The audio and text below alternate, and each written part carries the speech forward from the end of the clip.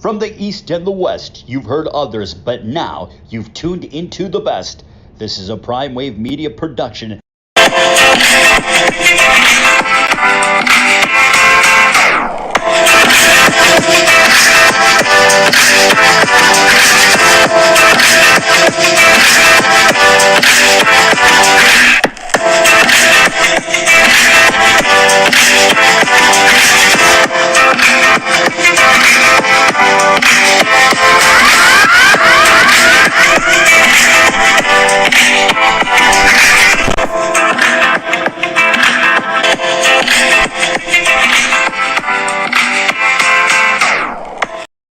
What's up, world? It's the one and only Pop DiBiase, the Primetime Capper. I'm feeling good. I'm feeling great. And it is time for the premier sports betting show, the PrimeTime Angles.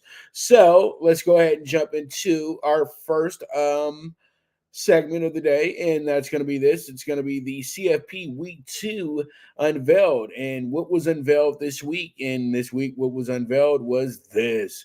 We got ourselves a very pedantic, very formful group. And let me go ahead and remove this real quick so we can go ahead and look right at this. And as guys can see, number 25 is going to be Kansas State entering the group once again after a great effort against Texas, where they did cover in that game.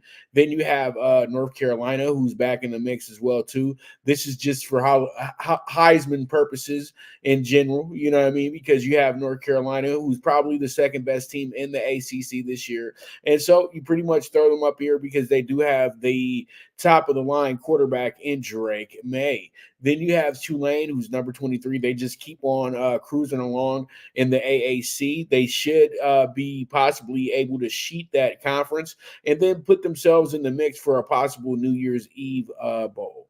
Then you have the Iowa Hawkeyes, who are in the group as well too.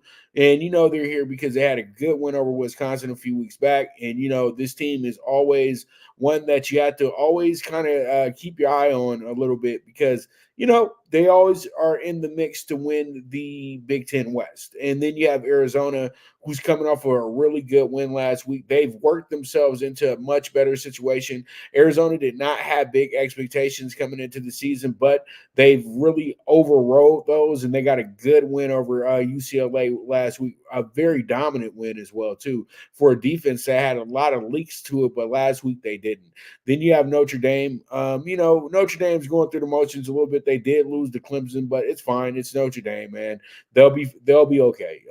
And, you know, they pretty much weren't ever really going to be in the mix to win a national championship this year, even though I thought that they had a great chance this year. Sam Hartman at quarterback, all that stuff. You know, Sam Hartman, it would have been better if Sam Hartman actually played for Notre Dame for more than just a season. I think that he could have been able to establish some type of rapport at the school, and they could have went a little bit further than what they're doing right now. Then you have LSU, who's just kind of went through the struggle this year. Bad loss to Alabama again, and that pretty much will settle the season. Well, not again. They did beat them last year, but, you know, that pretty much will say we're not going to any national championships anytime soon. Utah has themselves right in the middle. You know, things haven't been the same since their quarterback went out for the rest of the season. Oklahoma, 2 losses in a row. They now find themselves at number 17, and Kansas is ahead of them at number 16 because Kansas has a win over them. And then you have Oklahoma State, who's number 15 because they've beaten both. Then you have Missouri, number 14, who had a life and death battle with Georgia last week. So that's why they're in the group. Tennessee is they're in the right spot, in my opinion. They haven't done much to go up further or go down further. You know, they just really are like a number 13 team. Oregon State, a team that really is under the radar, but you know that they're a little limited and they can't really stick with the elite groups. But when it comes to the teams that are in the middle of the pack, they are right there with them, and they can really go ahead and really do what they want against these teams. Then you have Louisville, who's quietly number 11 right now, but they have quality wins this year as well too. Even though they do got a pretty bad loss, but still they have some quality wins over some teams that have quality wins this year. Then you have Penn State. You know why they're in their position? Because they got beat by Ohio State. And, pretty much you had to put Penn State behind the eight ball a little bit further, but they'll probably move up by the time we're all said and done. They'll be back in the 7th or 8th range. Then Ole Miss is probably in the best spot they've been at in the last 20 some odd years when it comes to rankings. And they're number 9 right now with one loss, and that's to Alabama. And that proves a little significant right now, because if they would have won that game, then they would have had a chance to play Georgia in the championship game. But you know what? It looks like it's going to be a Alabama Georgia rematch ahead of us. Then we have Texas, who's number 7.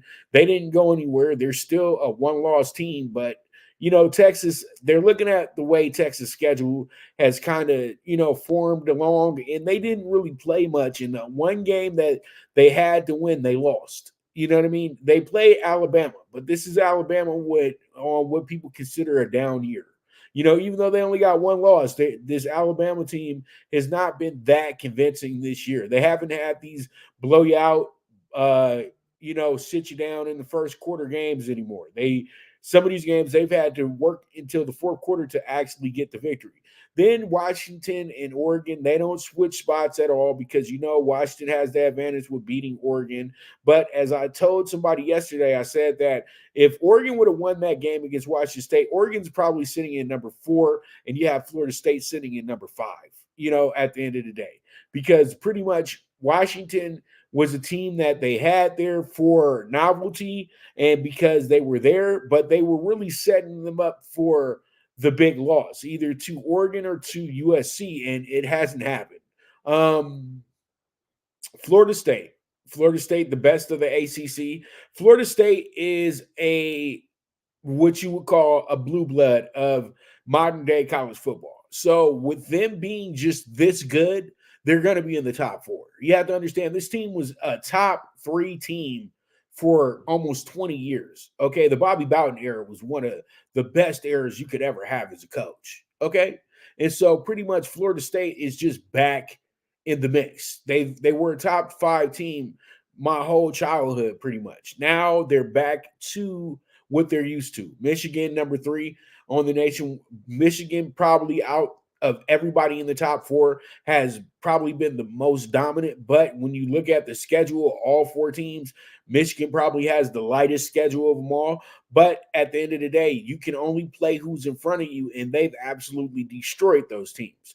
Georgia, on the other hand, they were real close to possibly losing last week, and it seems like it's getting closer and closer to Georgia defeat. And I surely don't see this team finishing the season undefeated for the 3rd year in a row.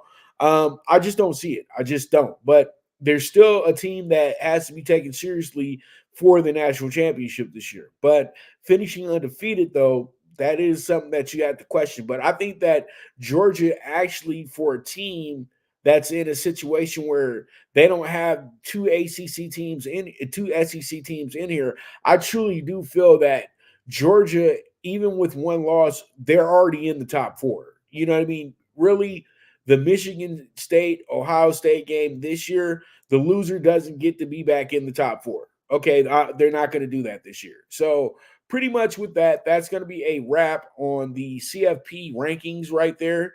And what we're going to do from there is we're going to go ahead and jump into some quick NFL news real quick, and let's talk about it. It's going to be, will the Giants draft a QB now, as it looks likely they hold a top 5 pick? So, the Giants look like they probably will either be drafting 1st through 5. Any of those picks at this moment, I would say they're going to be in the top 3, okay?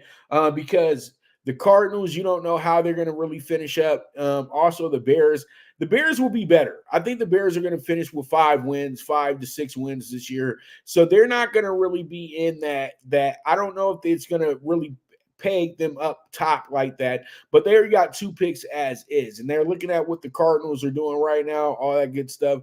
But the Giants might be holding the number 1 pick in the draft, because I'm gonna be dead honest with you. The guy that took over at quarterback, you really don't see them winning another game this season.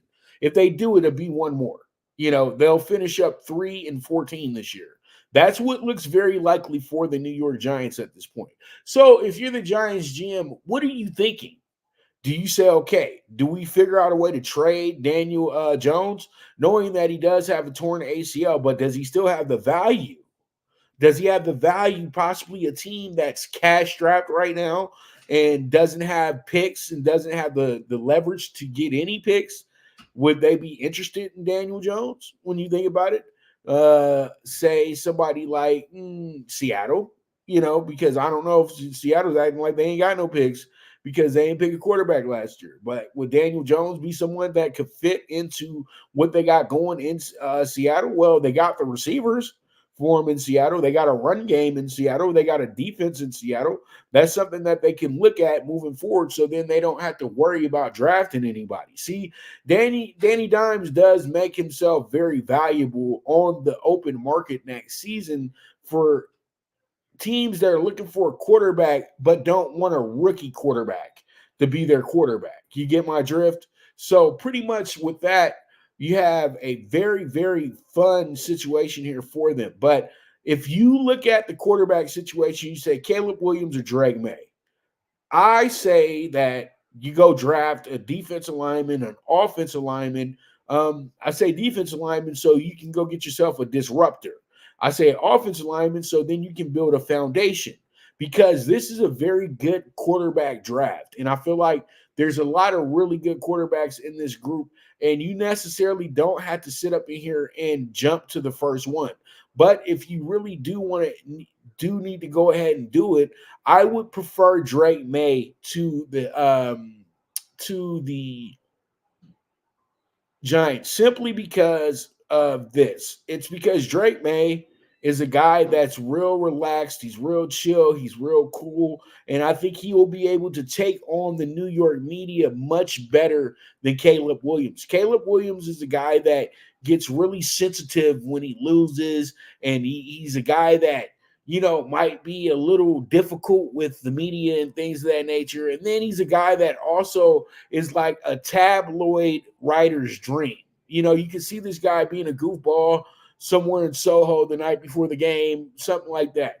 And that's what it is because the guy is so busy trying to be famous. And when you're trying to be famous, playing in places like New York City is not a good fit for you. I would like to see him wind up somewhere like in Arizona. I would like to see him probably wind up the Bears are not going to be there, but I would love to see somebody who's a little bit better move up and try to go get him. You know what I mean? That's what I'm seeing it right now as. I would say that a team that really does need to figure out how they can get that pick right now to get Caleb Williams is the Los Angeles Rams.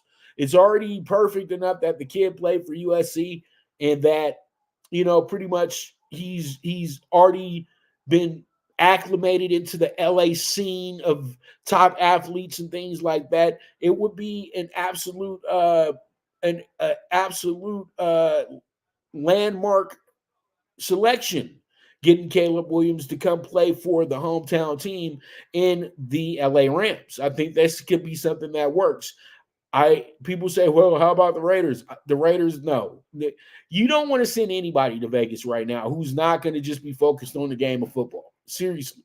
And really, you want to keep everybody away from the Raiders at this point. You know what I mean? You just really want to, because right now they got a toxic owner, they got a toxic locker room, and they got a toxic situation that's about to boil over in the offseason because a lot of people don't know that it's really ugly with the Raiders right now.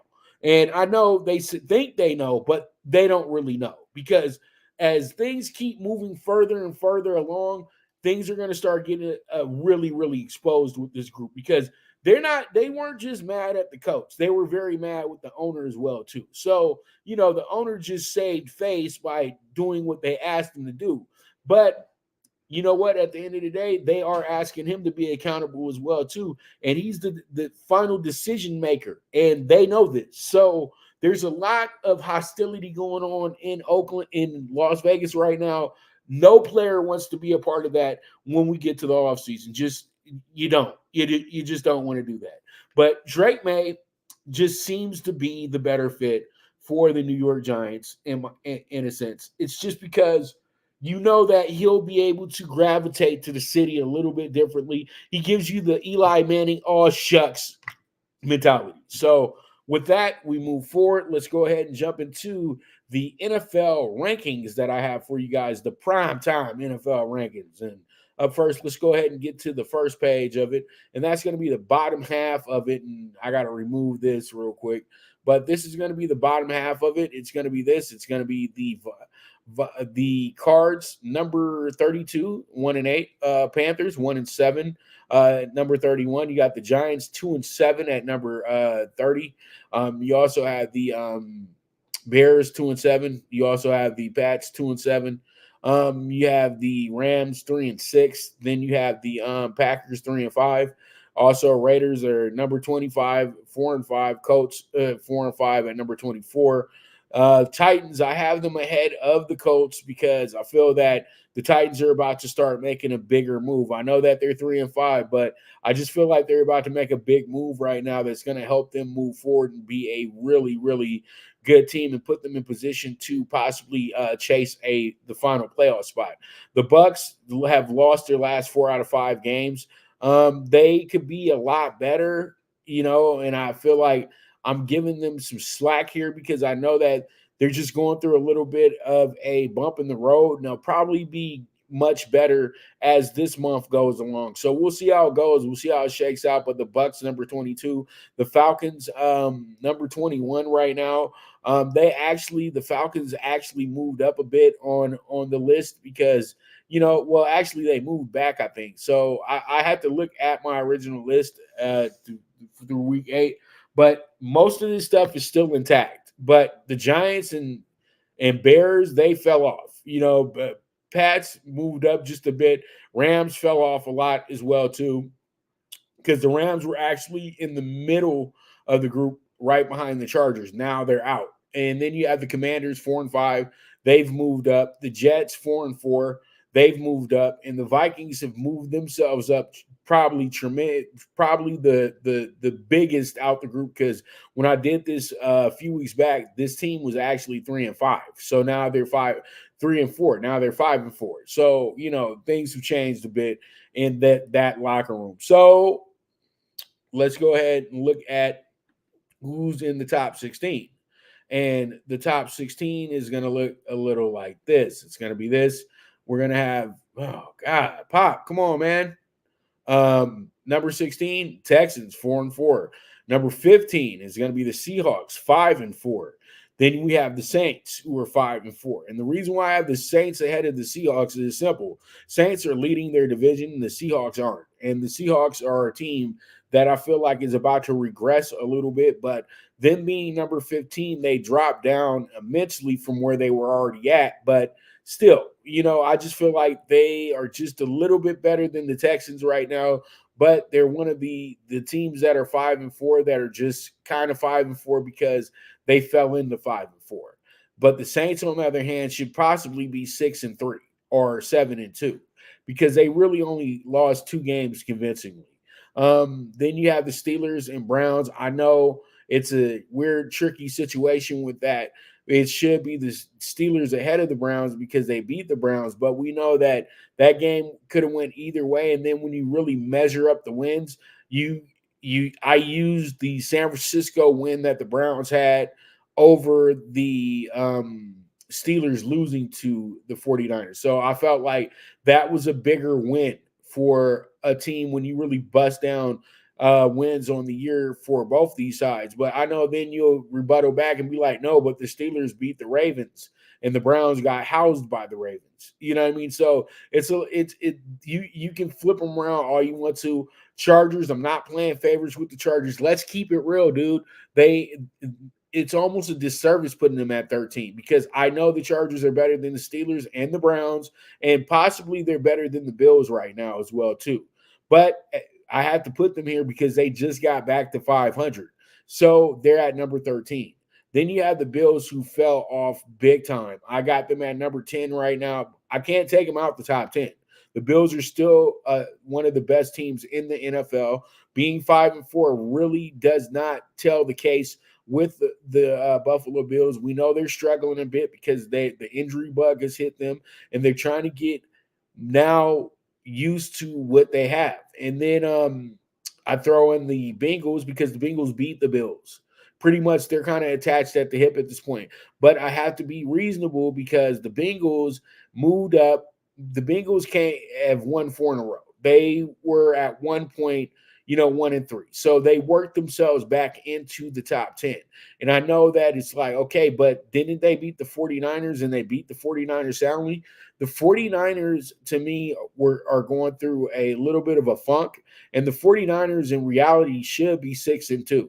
So so it's tough to say that, okay, the Bengals, are much better than them because I think that if we played 2 more times, the 49ers would beat them because then they would have Debo, guys like that, and it would be a little bit different. But I just feel like they're they're in a better position in their conference. So that's why I put them up there as number 7. And the Cowboys are there because the Cowboys' effort against the Eagles pretty much showed me that their 3 losses are 2 out of the 3 losses that they had were against two of the top teams in the conference, and they almost beat the Eagles. Like, they were really close.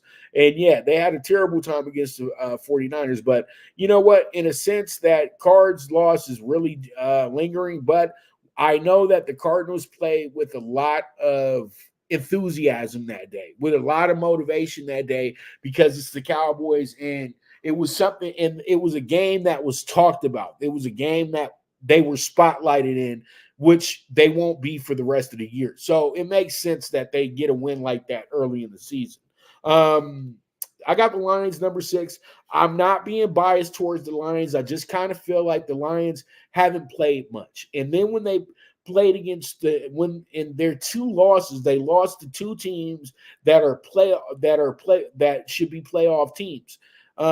Yeah, they had a little bit of a war. They had a war with the Seahawks. They could have won that game, but they got absolutely wrecked by the Ravens. So you got to take that in the hand. That has this team really turned the corner to being an elite team, or are they just beating up on a lot of middling and mediocre teams? We'll have to see as the season goes along. We're just testing you. Same kind of situation goes for the Dolphins, because in reality, the Dolphins could be higher than the Jags, but I just didn't do that because I looked at who they lost to. You lost to the Eagles and the Chiefs. And both those games, those teams got really dominant against you early. And actually, the Dolphins are 6-3. I'm sorry about that because they're 3 losses. They got 3 losses on the season. So, yeah. So pretty much that's where it's going right there with them, is that they're 6-3 right now.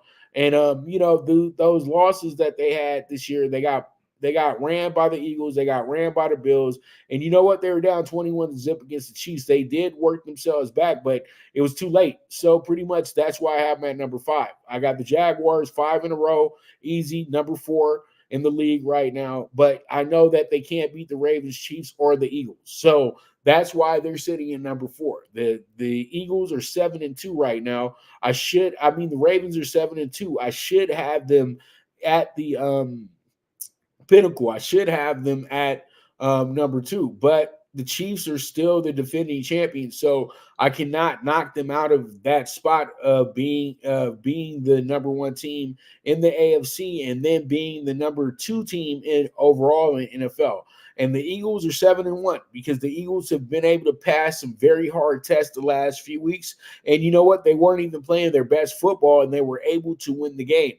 And even got handicapped by their coach in the Dallas game as well, too, with bad timeouts on bad replays. So it is what it is at the end of the day. The Pop DBIC NFL rankings, that's what it's looking like. I'll make sure before I tweet anything out with it that I fix all these records as well, too, because I'm looking at this. I'm like, Pop, man, you're missing a lot of accuracy, brother. So we'll make sure that we have it all the way right when I do go ahead and drop it for you guys in a bit. So with that, we move forward.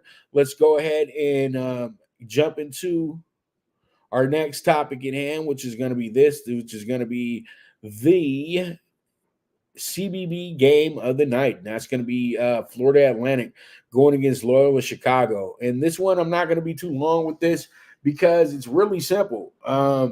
What's going to happen? Well, it looks like FAU is going to go into this game tonight. It's going to look tough on paper, but in reality, it's not going to be that tough for FAU. FAU is a confident group. They have the chemistry. They know each other very well. Nobody left for the NBA. They have this in their mind that they're going to do what UNLV did, get themselves back to the Final Four. Now, I know FAU did not win the national championship. They didn't win, okay? They had a very close game where they lost in the final seconds. And pretty much that was just, it was sad, in a sense. It was just, wow.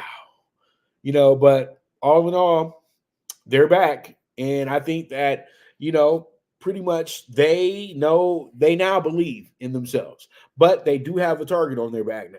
And it's going to be really difficult. But I like this group. Jonell, he's back. I think they should be able to really, really get themselves in the right position to win this game tonight. Loyola Chicago, the whole story of Loyola Chicago, it was nice and sweet and, Sister Jean and all that stuff. But you know what? This is where we're sitting at now. Florida Atlantic has a bad taste in their mouth on what happened last season. So they can't wait to get this one started, and they're going against this FAU team not FAU team, but they're going against this team in Loyola Chicago, who's now getting kind of used to being in more of the power mids instead of being just in a small mid. So that's where they should be a year improved because they're recruiting better. So it's not like their rosters are going to be that much different. It really comes down to coaching. And I will say this, FAU has the better coach. So in reality, this looks like it's going to be a 10-point win by FAU, but it's going to be tough. It's going to be a road game. So they're going to have to really bring their A game early. And remember that this isn't last season. This is right now. But they have the right group. That's the whole thing. You have the right group. And if this group can keep that same confidence that they had last year, and if they can move the ball like they did last year, this team should be fine. They should have themselves a great game tonight, and they should be able to cover in this game tonight as well, too.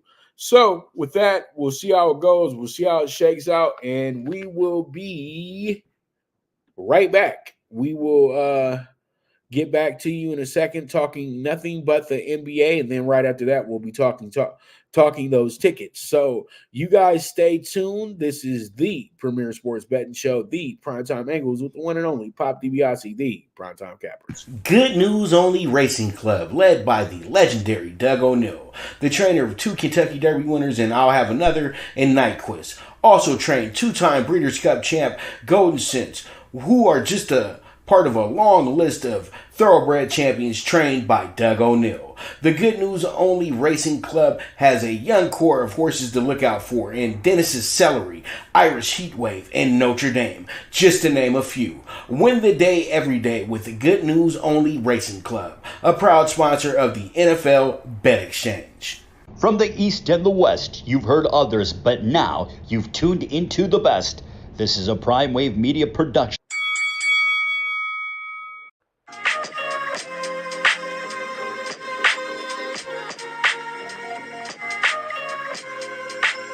Tune into Big Wave Boxing every week with a brand new guest with the one and only Pop DiBiase, the PrimeTime Capper, getting the best boxing stories, best boxing angles, and the truth when it all comes down to the sweet science. Tune into Big Wave Boxing on the Prime Wave Media channel on YouTube.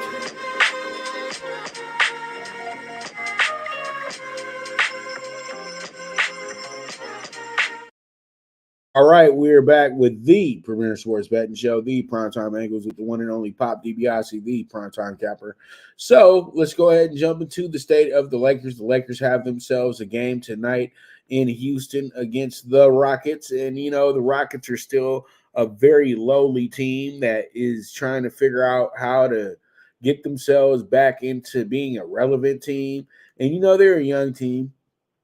So there's a lot of good things. So there's a lot of things going on with this group as well too. So it's just a lot of fun when it comes to what can be done and what's going to be done and all that stuff. And pretty much tonight it's hilarious that you got public enemy number one back against the Lakers tonight. That's going to be Dillon Brooks. Dillon Brooks actually was in the media a few days ago poking the bear again, as they said. And he said that he wasn't scared to stick LeBron. And, LeBron really, he let LeBron off the hook in the playoffs and all that good stuff. So it's really funny to me. But once again, I felt like the Lakers needed to do a little bit more and try to go get a guy like Dillon Brooks. The Lakers probably wouldn't be 3-4 right now. They probably will be 5-2, 6-1 right now with a Dillon Brooks, because you know what? If you're gonna be the most annoying guy in the league, why not be on your team? You know what I mean? But right now, when you look at the Lakers coming into the game, LeBron James is absolutely crushing it right now. He's getting 25 points tonight. And the free throws got it. He got to fix that. 65% from the free throws. That's not going to cut it. But he's getting 8.4. He's getting 8.5 rebounds a game, almost 6 assists a game. But he is leading the team in turnovers, averaging almost 4.3 a game. Then you got AD getting his 23.9 with 12 rebounds a game. That's exactly what a $100 million man is supposed to do. I know AD gets a lot of pressure put on him, but AD is doing exactly what he's supposed to do as a leader, as a player, as a big paid player as well too. D'Angelo Russell, third leading scorer. That's exactly what you want to see, but you would rather him be a 20-point scorer than 17.3. You got Austin Reeves, who's been getting better by the game. He has 14 on the year. Torian Prince is 10.2, and this is your starting five right here. Now, when it comes to the bench, you're not getting much. The Lakers bench last year was really good. The Lakers bench used to supply at least 40 points a game. They haven't had that this year because they're not getting that much playing time to just top it off anyway. But, Christian Wood averaging almost 9 points a game. Rue, in the 3 games he's played, has 8, and then Gabe Vincent played in 4 games. He's averaging 6. So this team has to really step it up. Cam Reddish only getting 4 points a game.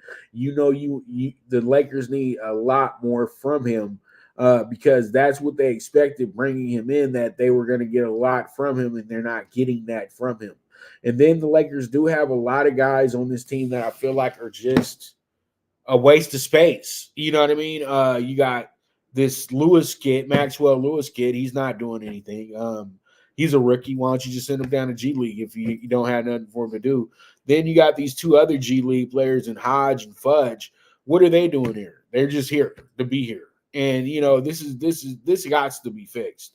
Now, when I look at the Rockets tonight, you got Jalen Green leading this team in scoring, and Sagan, they're averaging the same amount at 18.2. Van Fleet's getting his 16.7. Dillon Brooks, 16.3. And then you have Jabari Smith Jr. getting his 14. Now, my man here, Amen Thompson, I can't wait to watch him play tonight. He's not killing it as much as you want him to kill it, but you know why too, because he's not getting as much playing time as he should be. You know what I mean? The most playing time he got was the Orlando game, and then other than that, he's had a couple DNPs because they've played 7 games, but he's only played 4 of them. So we'll see, but he's just going through the motions. And it's funny because they said he was the better one, but they're both really good. So I'm not worried about them. That's the whole thing. And I'm definitely not worried about him. But one thing the kiddo is going to have to do is he's going to have to watch the shooting. He went 1 for 7 in his first game. for the 3-point stripe, 3 for 10. He has to be better than that. And you have to work your way to the 3-point line, man. You know what I mean? This is what's wrong with these players, that they're trying to get immediate playing time by being 3-point shooters, and that doesn't work. But you look at this group, they're not getting much of anything from the bench. So the Lakers should be on their A game here, and they're going against a group that's kind of been taxed with their starting five, just a lot like them. So this is a really, really good game when you look at the numbers. But when you look at really how the matchups are supposed to work out, the Lakers should be able to win this game by 8 or more points, to be honest. But we'll see how it goes. We'll see how it shakes out. The Lakers are looking for their first win on the road as well, too. The Lakers right now are 3-0 at home, 0-4 on the road. It's just a crazy situation how this is occurring. But all in all, we move forward. Let's go ahead and jump into our next game, which is going to be the Celtics and the 76ers, the best rivalry in the Eastern Conference right now, and one of the best rivalries ever in the world of sports. Now, you know, we went from the days of Will Chamberlain going against Bill Russell to now being Jason Tatum going against Joel Embiid. So, well, this is where we're at right now. You got both teams coming in here 5-1. You got a spread of plus 1.5 to the 76ers as the home dog. You have the over-under 227.5. And then you have a very, very even game, because both these teams are shooting very well from the free throw stripe. They're both shooting well from the 3-point line. Right now, the Celtics are a much better 3-point shooting make team because they had their 7th to the Sixers being 25th. Then when it comes to rebounds, both teams are in the top 10. They both could pick up their assists as well, too, and both could get a little bit better on holding on to the ball as well, too. And then you look at the block shots, you got Boston 15th, the 76ers first. Now, Embiid's averaging 32.5 points a game to 11 rebounds. So that is absolutely tremendous. You got Jason Tatum averaging 30.5 points a game to 8.8 rebounds a game. And Holiday has stepped in and became the assist man that you pictured him to be at 5.3 assists a game. And Tyrese Maxey is making sure that they're not going to miss James Harden. He's getting 7.3 assists a game. This is going to be a fun game tonight. This is going to be between two of the best. You know what I mean? And this probably is going to be most likely your conference championship as well, too. So be ready for some really good matchups between the Celtics and the 76ers. And the craziest part about it is this game is actually, I'm looking for where this game is going to be at tonight. And you know what? They're not going to put this game on ESPN tonight. It's not the early ESPN game. It's actually going to be this game that's going to be the early ESPN game tonight. And that's going to be this right here. And that's going to be the Spurs 3-4 against the Knicks 3-4. This is a rematch too of the 1999 NBA Finals as well too. Strike shortened season, right? Lockout shortened season with that one, and that was the series that we had. The Spurs wound up winning that series 4-1 as well too. Now the Spurs have 3 wins on the year, and I'm looking at this right now. They're saying 3 wins. I'm trying to see where they're. Oh, yeah, they beat the Rockets. Okay. So they've beaten Phoenix twice. Okay. They got themselves a good win over Phoenix. They played Phoenix twice last week. They were able to win both of those games in Phoenix. And then they played Toronto and San Antonio, wound up blowing the lead in that game. They're up 22 points, blew the lead in that game, lost by 7. Then wound up getting absolutely butchered by Indiana. Indiana beat them 152 to 111. That's like literally like the opposite of what you want Wemby to be doing. Like Wemby literally went in there and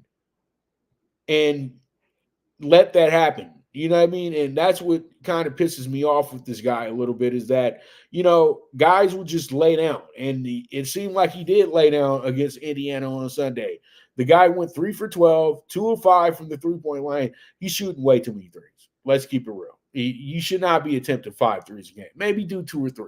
But come on, man. 5, 6, 7 threes a game, and the dude hasn't hit more than 3 in a game. Come on, man. It's not – come on, dude.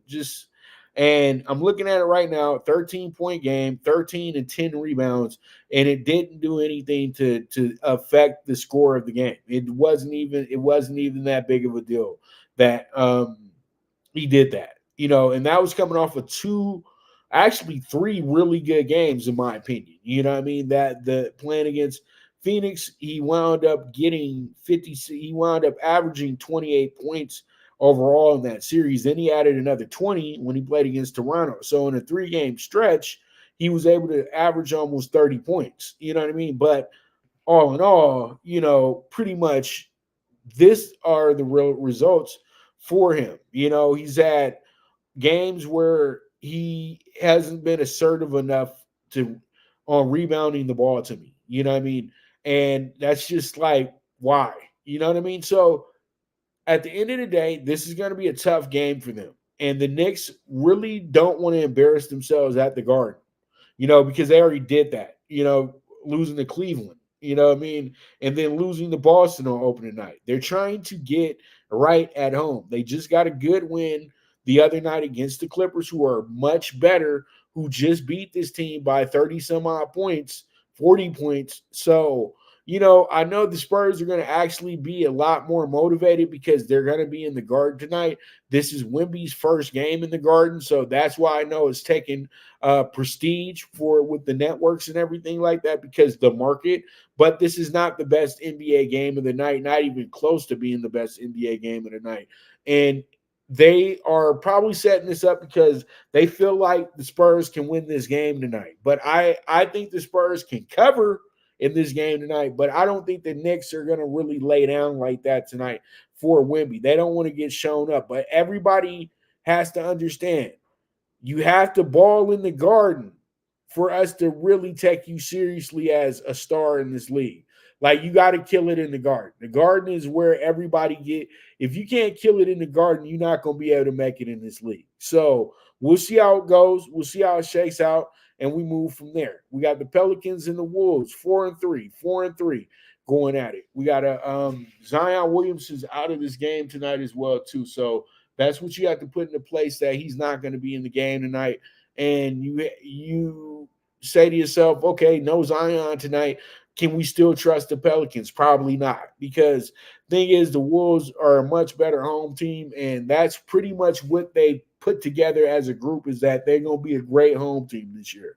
And you got to respect it. I respect it immensely. So pretty much I'm looking at everything setting up here. And Edwards has been playing berserk out of his mind, trying to make sure everybody in the NBA does understand that he is that dude. And actually, the Timberwolves are 4-2 at this point as well, too. I don't know where I got all these errors from today, but damn.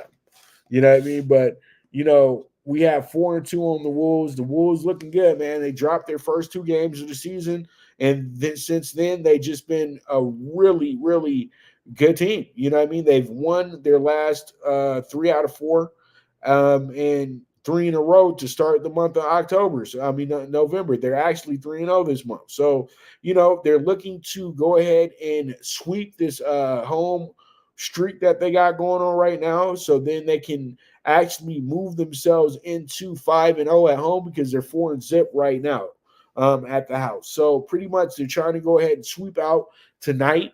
And you know what? They've played on a different level at home because they know what they have. And they know that playing at home is going to be a bigger advantage for them than on the road, because it seems like guys don't step it up on the road when they need to. But when they're at home, it's on and cracking. And that's what it looks like to me with the Timberwolves right now. So pretty much tonight with this one, I do like the over. I know that it looks like that it's probably going to be a down night for points, but this means that other guys are going to step up their game tonight. So that's why I like the over in this spot. We'll see how it goes. We'll see how it shakes out, and we will move forward from there. All right, so let's go ahead and get into our next game, which is going to be the Raptors and the Mavericks. The Raptors and the Mavericks. This is going to be a really, really fun game because you have you got the Mavericks who are absolutely cooking. Let's keep it real. The Mavericks have not lost a game for real this season. They haven't. They lost the tournament game to the Nuggets. Now everybody else they've beat, and they've done a pretty good job doing it. Now the Raptors, of course, they're in the position that they're in because everybody knew that they were going to be a middling team this year, and that's exactly what they are, is a middling team. So with that, that means that you don't know what team is coming to the party. And tonight, I feel like a lot of people will think that this is their cherry spot. You know what I mean? Let's get a square. And it looks like a square because now it's went down to 4.5. But all in all, you got a Raptors team that started this month off winning their first 2 out of 3 after losing 3 in a row. So they've been better. And you know what? They've been rested as well, too. They haven't played since Sunday. And, the only loss that they had this month was against Philadelphia at Philly, but they beat Milwaukee by 19. And I feel like overall, Milwaukee's a much better team than Dallas. Let's keep it real. And I feel like tonight, just like I felt the other night when I had the Bucks and Raptors game going, and you guys know I picked the Raptors. That was our dog of the day right there. I'm going to go ahead and double back in dog of the day this one as well, too. I like the Raptors with the plus 155. Luka and Kyrie are playing great basketball right now, and they do understand that they need to be one of the top 3 teams in the Western Conference to have a real opportunity to win the conference. You know what I mean? Because once again, the Western Conference is wide open. The Eastern Conference has 3 teams: Bucks, Celtics, and the 76ers. Now, the Mavs can put their hat in the ring as well, too, with the way that they're playing right now, if they can keep that up for the rest of the season. But tonight, they catch the upset. I like the plus 155 on the Raptors. Let's see how it goes. Let's see how it shakes out. We move forward from there. In the game of the night, possibly the game of the week, you got the Warriors 6-2. You got the Nuggets 7-1, and then you have a Warriors team that's 6-2 that really is playing up to the standard of what the Warriors are. They don't care what anybody thought about them trading for Chris Paul. They don't care about what people felt about them cutting back on certain things to get rid of certain players. They just don't care. As long as they got Steph Curry, as long as they got Draymond Green, as long as they got Klay Thompson, as long as they got Steve Kerr, they're good. That's how they feel. And they got all right to. The Nuggets are trying to build the same exact thing with Mike Malone, Jamal Murray, Nikola Jokic, and with Porter Jr. Even though, Aaron Gordon, you want to add him in there as well, too. But Aaron Gordon, we all know, will be a guy that's probably going to be signing elsewhere because they won't be able to afford him, because if he doesn't take a pay cut, you know what happens. So, when you look at this team, they're being built up very nicely, and they've been able to get some really good players through the draft the last few years as well, too, as being still a good team that's always in the playoffs. So this team is one of the most complete teams in the NBA right now, and that's why they're 7-1, and nobody's surprised by that. But tonight is a new night. This is going to be a really tough game for them, and I feel like this is the game that they've needed all year to see exactly who they are. But I truly feel like the Nuggets will prevail as they've been doing in these tough spots when they're at home. So I'm going to take them with the -4 tonight. We're going to see how it goes, see how it shakes out, and we move forward from there. All right. So with that, we're going to go ahead and take our final break. And when I get back, we're going to jump into the Talking Tickets. So you guys stay tuned. This is the Premier Sports Betting Show, the PrimeTime Angles with the one and only Pop DiBiase, the PrimeTime Capital. Now you and your friends can compete in the sport of kings and win big with Stable Duel. Get the app, pick your horses, and get in on the thrill of horse racing. With daily games competing against other players. Bring home the glory and the cash. And move up the annual leaderboard while you leave your competition in the dust. Get in the game with Stable Duel. Play, race, win. Good News Only Racing Club, led by the legendary Doug O'Neill, the trainer of 2 Kentucky Derby winners and I'll Have Another and Nyquist. Also trained 2-time Breeders' Cup champ Golden Sense, who are just a part of a long list of thoroughbred champions trained by Doug O'Neill. The Good News Only Racing Club has a young core of horses to look out for in Dennis's Celery, Irish Heatwave, and Notre Dame, just to name a few. Win the day every day with the Good News Only Racing Club, a proud sponsor of the NFL Bet Exchange. All right, here we are. Let's go ahead and jump into the Talkin Tickets. And Talkin Tickets, where are we at? Talkin Tickets, man. We got a really good group today. And up first, let's go ahead and talk about the PrimeTime PK6. The PrimeTime PK6, we got ourselves Bucknell plus 14. We got FAU minus 7. We also have Drake with the minus 15.5. We got the ASU money line as our CBB dog of the day plus 150. And you guys know on Monday, on opening day, Princeton did cash that ticket at plus 195. So you're welcome. Okay. Once again, you're welcome. You know, you guys are always so quick to point out some damn losers, but you ain't quick to point out them great winners, though. That's how the game be going, right? And then, ASU money line plus 150, San Diego money line minus 110. And then when it comes down to the southern portion, you got plus 20 on the southern tonight against UNLV. The PrimeTime PK6 is at 63-1. All right, so we move forward to our MAC Wednesday night bets. We have the Akron, Miami of Ohio bets. I got Miami minus 17. Also have the over 21 first half plus 105. We got the minus 6 to Miami first quarter.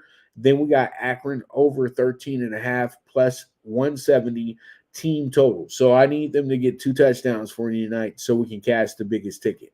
All right, so we have the Bowling Green State University 10.5 for us tonight with this one. I do like BGSU in this spot, so I'm taking them with the minus 10.5. We also have the minus 5.5 first half, minus 110 on BGSU. And then we have the under 77.5 with the minus 110 first quarter. And then we have the minus 12.5 adjusted line on Bowling Green with the plus 110. We move forward and we have ourselves the Eastern Michigan Toledo bets. We have the plus 19.5 with Eastern Michigan. We have the under 24 first half minus 125. We got Toledo first quarter 6.5 minus 6.5.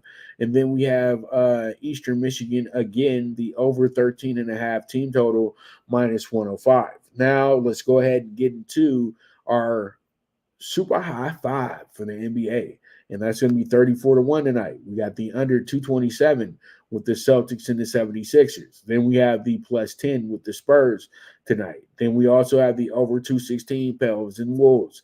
And then we go ahead and have our Raptors money line plus 155 tonight. That is going to be our NBA dog of the day as well too. And then we finish up with the minus 4 on the Nuggets, and that's going to give us a 34-1 ticket right there. And that's going to be Talking Tickets for today. So once again, I thank you guys very much for tuning into today's show. You guys are the absolute best. I'll be back to you guys tomorrow. Jeff is celebrating his birthday, so we won't be doing our usual Thursday segment, but I will be on the Mike Abadir show at 4 p.m.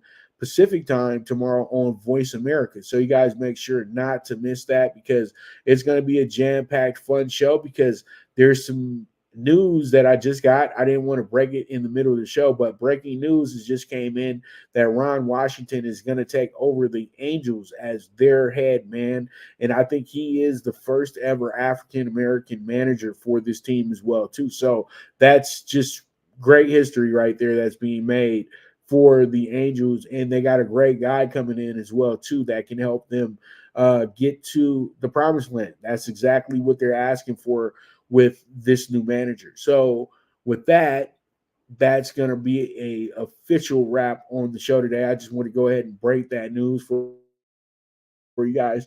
And I always say, bet with your head, not with your heart. The movement is moving. And this is the Premier Sports Betting Show, the PrimeTime Angles with the one and only Pop DiBiase, the PrimeTime Capper. And I am gone.